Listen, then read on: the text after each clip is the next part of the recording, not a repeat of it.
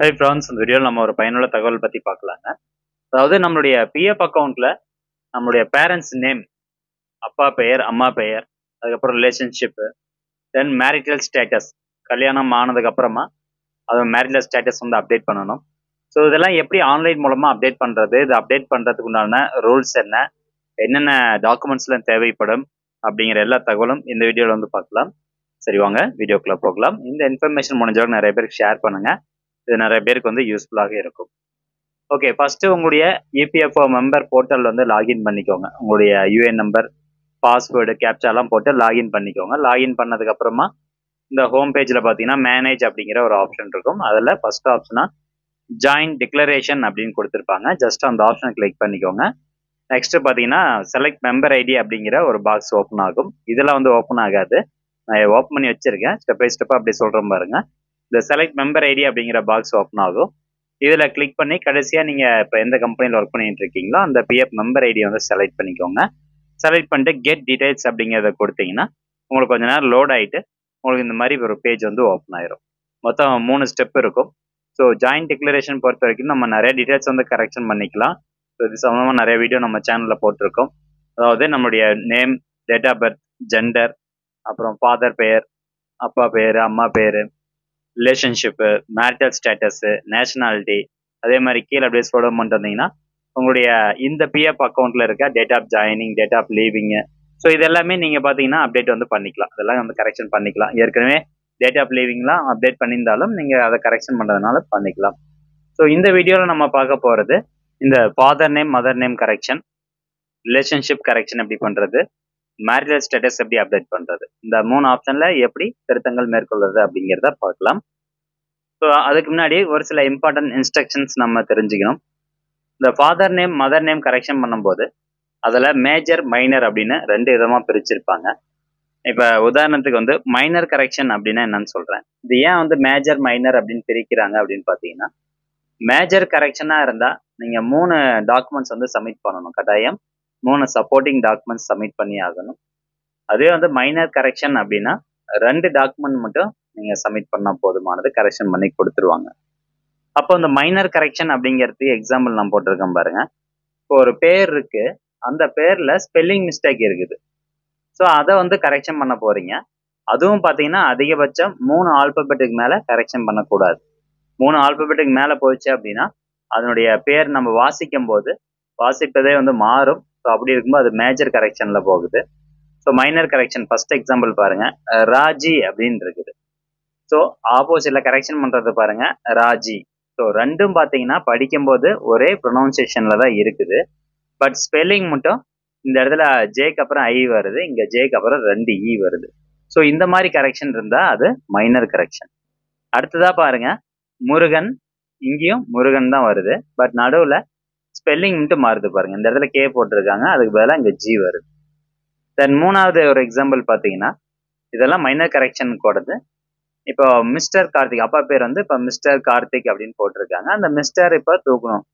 So அப்படி தூக்குற மாதிரி தூக்கிட்டு கரெக்ஷன் பண்ணக்கூடியது வந்து மைனர். ஸோ இதில் மிஸ்டர் கார்த்திக்னு இருக்கு, கரெக்ஷனுக்கு அப்புறம் கார்த்திக்னு இருக்கும். ஸோ இது வந்து மைனர் கரெக்ஷன் எக்ஸாம்பிள். இப்போ மேஜர் கரெக்ஷன் எக்ஸாம்பிள் பாருங்க, செந்தில் அப்படின்னு பேர் இருக்கு, அப்பா பேர் வந்து செந்தில்னு இருக்கு. ஆனால் அவருடைய ஃபுல் பேர் வந்து செந்தில் முருகன். ஸோ அதனால செந்தில் முருகன் அப்படின்னு நம்ம பிஎஃப்ல கரெக்ஷன் பண்ணணும். அப்படின்னா அது வந்து மேஜர் கரெக்ஷன், ஏன்னா எக்ஸ்ட்ரா கூட ஒரு பேரே வந்து ஆட் ஆகுது. அடுத்ததா பாருங்க, கதிரவன் அப்படின்னு இருக்குது, அந்த பேர் வந்து கதிர் அப்படின்னு மாற்றணும். ஸோ இதுவும் மேஜர் கரெக்ஷன். தென் நெக்ஸ்ட் இனிஷியலோட வந்து அப்பா பேர் இருக்குன்னு வச்சுக்கலாம், சி குமார் அப்படின்னு இருக்கு. ஸோ இந்த இனிஷியல் வந்து எக்ஸ்பேண்ட் பண்ணி நீங்க கரெக்ஷன் பண்ணணும் அப்படின்னா, அதாவது சின்னா குமார் அப்படின்னு கரெக்ஷன் பண்ண போறாரு அப்படின்னா அதுவும் பார்த்தீங்கன்னா ஒரு மேஜர் கரெக்ஷன் தான். ஸோ இந்த மாதிரி நீங்க புரிஞ்சுக்கணும்.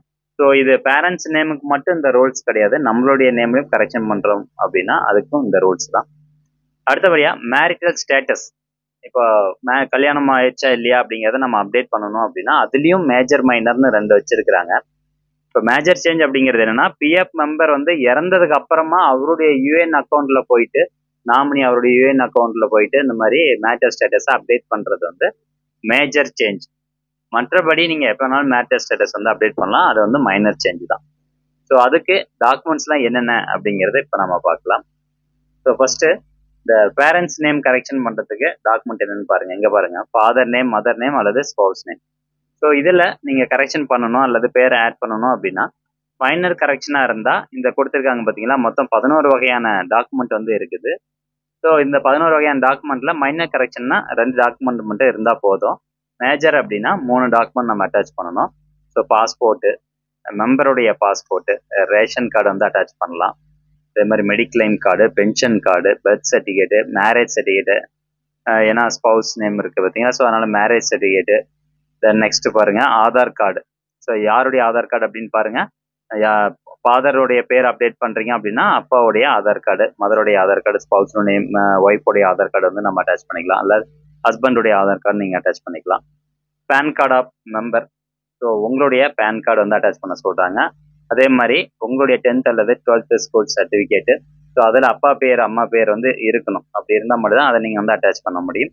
டிரைவிங் லைசன்ஸ், ஸோ இதில் நீங்கள் அட்டாச் பண்ணிக்கலாம். அடுத்தபடியாக மேரிட்டல் ஸ்டேட்டஸ்க்கு மொத்தம் 9 வகையான டாக்குமெண்ட் வந்து இருக்குது. ஸோ இதில் இன்கேஸ் அந்த மெம்பர் இறந்துட்டாரு, இறந்ததுக்கு அப்புறமா நீங்கள் யூஎன் அக்கௌண்ட்டில் போயிட்டு மேரிட்டல் ஸ்டேட்டஸ் அப்டேட் பண்ணுறீங்க அப்படின்னா இந்த 9 டாக்குமெண்ட்டில் 3 டாக்குமெண்ட் வேணும்.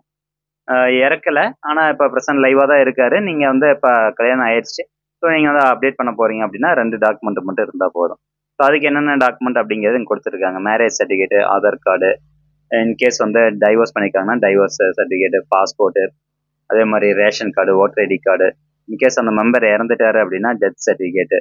ஸோ இந்த மாதிரி ஒரு 9 வகையான டாக்குமெண்ட் இருக்குது, இதை நீங்கள் வந்து கொடுக்கணும். ஓகேங்களா?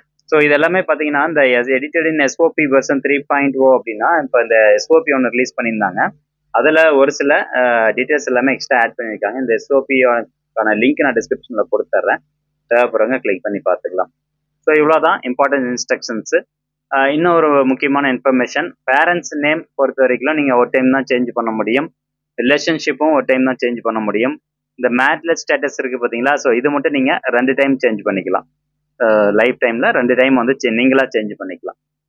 ஓகே, இப்போ எப்படி மாற்றுறது அப்படின்னா ஏற்கனவே நம்ம சொன்ன மாதிரி இந்த பேஜுக்கு, ப்ரொஃபைல் பேஜுக்குள்ளே வந்துருங்க.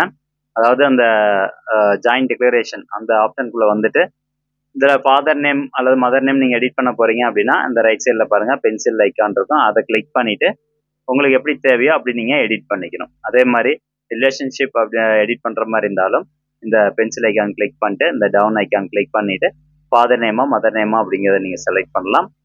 அடுத்தபடியாக மேரிட்டல் ஸ்டேட்டஸும் அதே மாதிரி தான், மேரிடா அன்மேரிடா அப்படிங்கிறத எடிட் பண்ணுறதுக்கு இந்த பென்சில் ஐக்கான் கிளிக் பண்ணி இந்த பாக்ஸ் செட்டை கிளிக் பண்ணிட்டு அன்மேரிடா, டைவர்ஸா அல்லது விடோவா அதெல்லாம் நீங்கள் வந்து அப்டேட் பண்ணிக்கலாம். ரைட், ஸோ இவ்வளோதான். ஒன்ஸ் நீங்கள் இதை அப்டேட் பண்ணிவிட்டு அப்படியே கீழே ஸ்க்ரோல் டவுன் பண்ணிட்டு இந்த டிக்ளரேஷன் கிளிக் பண்ணி ப்ரொசீட் அப்படிங்கிற ஆப்ஷன் கிளிக் பண்ணணும். அடுத்தபடியாக அந்த டாக்குமெண்ட் அப்லோட் பண்ணக்கூடிய பேஜ் வரும், அதில் போயிட்டு டாக்குமெண்ட் அப்லோட் பண்ணிவிட்டு சப்மிட் கொடுத்துருங்க. உங்களுடைய ரெக்வஸ்ட் வந்து நேரடியாக உங்கள் எம்ப்ளாயருக்கு தான் ஃபஸ்ட்டு போகும், ஆன்லைன்லேயே போயிடும். ஸோ அவங்க அதை டாக்குமெண்ட்டில் செக் பண்ணி பார்த்துட்டு அப்ரூவ் கொடுத்துட்டாங்கன்னா அடுத்து ஃபீல்டு ஆஃபீஸ் போகும், பிஎஃப் ஆஃபீஸ் போகும். அவங்க அப்ரூவ் பண்ணிட்டாங்கன்னா ஆட்டோமேட்டிக்காக அது கரெக்ஷன் ஆயிரும். ஸோ இவ்வளோதான் ஃப்ரெண்ட்ஸ், சிம்பிள் ப்ராசஸ். இதெல்லாம் ஆன்லைன் மூலமாகவே வந்துருச்சு. யாரெல்லாம் வந்து கரெக்ஷன் பண்ணணும் இல்லை மேரிட்டல் ஸ்டேட்டஸ் அப்டேட் பண்ணணும் அப்படின்னா உடனே அப்டேட் பண்ணி வச்சுக்கோங்க. அந்த முக்கியமான விஷயம் மேரேஜ் ஸ்டேட்டஸ் வந்து கம்பல்சரி அப்டேட் பண்ணி வச்சுக்கோங்க. இந்த இன்ஃபர்மேஷன் உங்களுக்கு யூஸ்ஃபுல்லாக இருந்தது அப்படின்னா இந்த இன்ஃபர்மேஷன் நிறைய பேருக்கு ஷேர் பண்ணுங்கள். மீண்டும் அடுத்த ஒரு நல்ல பதிவில் சந்திக்கலாம். நன்றி, வணக்கம்.